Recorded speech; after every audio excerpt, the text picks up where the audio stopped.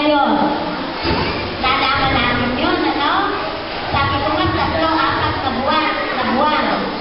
Pero, nabasa lang natin, pinapractice pa natin. Kamukha nun, we are disciplined. Pero, kahit nagsesermo ng pastor, kahit nagdadasal, may natitinig tayong nagpupuntahan. Hindi tayo makapunta sa oras sa iglesia. Hindi tayo umaattend ng Sunday school. Na alam natin na yun ay importante sa ating buhay Kristiyano. Ano ang mission statement ng ating iglesia? Ang layunin ng ating iglesia ay gawing alagad ni Jesucristo ang bawat tao upang magkaroon ng tunay na pagbabago ang buong sanlibutan. Yun po ang misyon ng ating iglesia.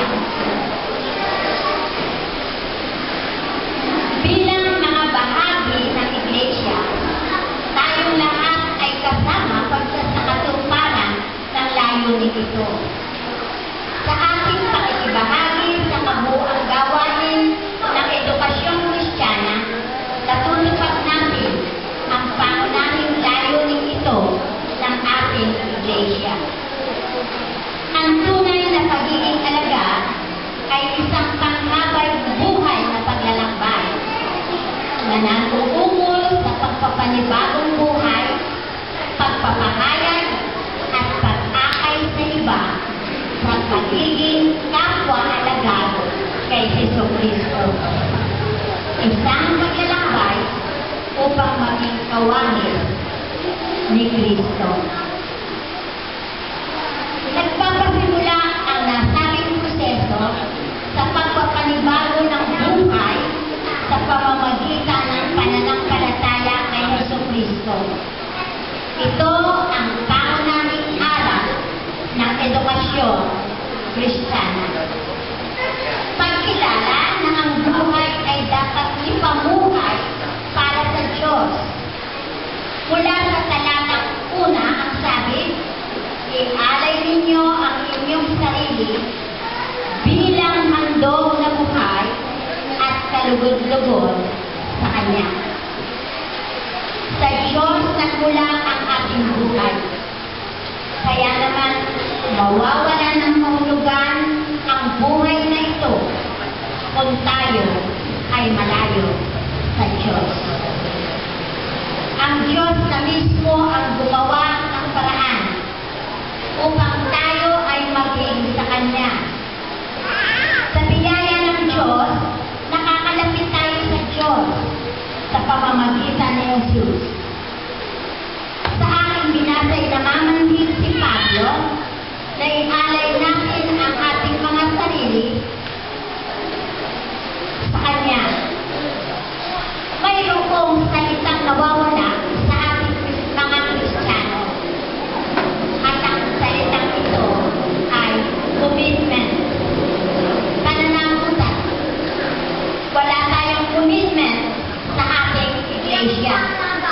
Hindi tayo umaattend ng Sunday school. Paano tayo lalago? Paano natin makikilala ang Kristo na ating pinaniniwalaan kung hindi natin pinapag-aralan ang Kanyang salita? Wala tayong commitment sa evangelisasyon. Ayaw nating ipakilala at magsalita tungkol sa Kristo na ating pinaniniwalaan. Isang bagay ay kailangan natin ipailalim ng ang ating buong pagkatao sa Diyos. Hindi dapat matapos ang pagkaalam o pagkilala lamang sa ginawa ng Diyos sa tao. Dapat tayong magdesisyon na ipailalim natin ang ating buhay sa pangunguna ng Diyos. dalawa, ang sabi, mag-iba na kayo at magbago ng isip. Dapat layunin ng mga mag-aaral ng Sunday sa Sunday School, Bible Study, Self-Growth, ang pagkakaroon ng pinagong buhay. Isang pamilya daw po ang lumipat sa isang squatter area. At sa paglalakad ng ama, ay nakita niya na may dalawang teenager na umiitik ng marijuana. Ang sabi niya, hindi dapat ito makita ng aking anak. Kaya ang ginawa niya, nilapitan niya yung dalawa at pinagsabihan niya ng kasamaan ng bisyo na mayroon sila. Nagalit ang dalawang teenager, binugbog siya, at habang tumutulo ang dugo sa kanyang bibig at sa kanyang ilong, ay sinabi niya, kung ang Kristo ay nagbuo ng buhay para sa akin, bakit hindi ako makapagbuo ng buhay para sa iyo? At tumakas yung dalawang teenager at iniwan ang lalaki na duguan. Ngunit hindi doon natapos. Pagkaraan ng ilang araw, ay dumating ang isa sa nambugbog.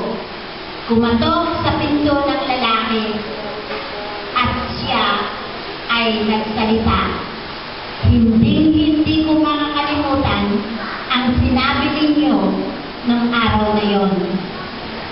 Kung kilala nyo ang iyong Diyos na pinaniniwalaan at kung tunay nga ang Diyos sa buhay mo, nais kong makilala siya ngayon.